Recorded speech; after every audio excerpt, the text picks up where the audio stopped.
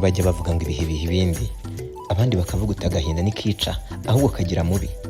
Gusa ariko nanone kuba kuri ino si bigasaba kwihangana ku rwego rwo hejuru. Mu mwaka w'1994 igihe Jenoside yakorewe Abatutsi yari iri mu gihe cyayo kibi cyane, Konsole Nishimwe yari umwana w'imyaka 14, utazi icyamubayeho, utazi ko ubuzima bwe bwari buhuriyeho n'ibyago byinshi. Yari umwana wa mbere mu bana 5 b'iwabo mu muryango w'abarimu b'Irubengera mu karere ka Karongi. Ababyeyi be bari bafite inzozi zo kuzamubaka neza, bakamugira umukobwa mwiza ndetse umukobwa utanga urugero ku bandi. Ariko ibyo byose byahindutse mu gihe cya Jenoside. Uwo mukanya nk'ako guhumbya.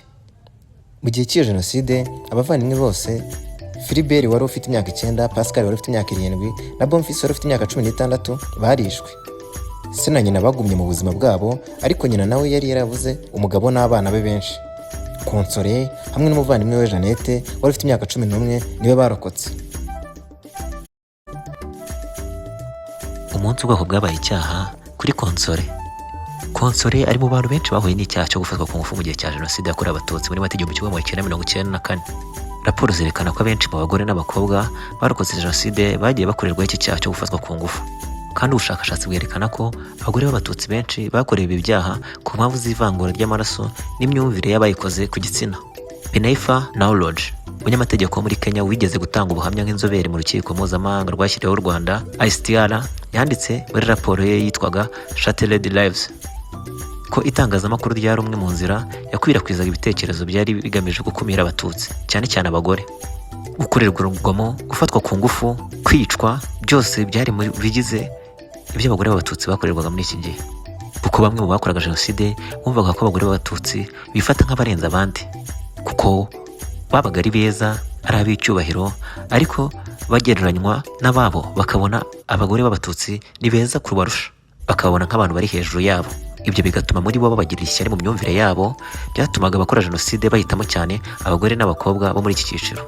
Ndavuga bari Abatutsikazi. Ububabare bwa Konsole rero, nyuma y'imyaka 10 Jenoside irangiye, ubwo yari afite imyaka 24, Nishimwe Konsole yararwaye cyane ku buryo yababaraga ku rwego rwo hejuru, ku buryo ubwo yigeze kwibwiza ukuri aravuga uti ntagiye kwa muganga iki gihe niyo maherezo yanjye. Yari kuba yarapfuye pe, uko abyivugira. Yari afite ibyiyumviro ko ashobora kuba yaranduye virusi itera sida, kandi ngo yari afite ibimenyetso, ariko ntiyashakaga kubyemera. Aragira ati, buri gihe nibuka ko narenganyijwe n'umuturanyi wanjye, amagambo yambwiraga n'umujinya wari mu maso ye. Nifuzaga ko ibi byakwibagirana, numvaga ntagishaka kwemera ko ibyo byabaye kuri njye. Bifata igihe, buri gihe nibuka ibyo byabaye, cyari bibi cyane pe, ariko virusi yari iri gukura cyane mu mubiri wanjye niko yumva. Kandi ubwo nageraga ku gipimo cya nyuma cyo kwemezwa ko mfite virusi itera sida, byari nk'inkovu nshya. Kumva ko ngomba gufata imiti buri munsi ntabwo byari byoroshye. Nishimwe Konsole kandi avuga ko kwibuka ibi byose byari bituma afata imiti nk'inkovu, aho buri kantu gafunguye kamuteraga amarira y'ububabare. Gusa kuri we ubutabera bwabayeho. Wamwiciye abavandimwe yafashwe muri Gacaca, naho umufashe ku ngufu akanamutera sida yari yarihishe. Ariko bamwe bamubwiye ko nyina nawe ajya kumushyikiriza urukiko yaje gupfa muri gereza, ariko uwishe se yari atarabonwa kugeza ubwo Konsole yatangaga ubuhamya. Gutanga ubuhamya ku byaha byo gufatwa ku ngufu byari bitoroshye kubera isoni n'umuvuduko w'ihurizo ryari kuri we mukobwa. Nishimwe yabashije gutanga ubuhamya, ariko bikora mu buryo bworoshye. Icyo yasabwaga kumenya n'uburyo yafashwe ku ngufu n'uburyo yabikoze yabimukoreye, yari akibyibuka.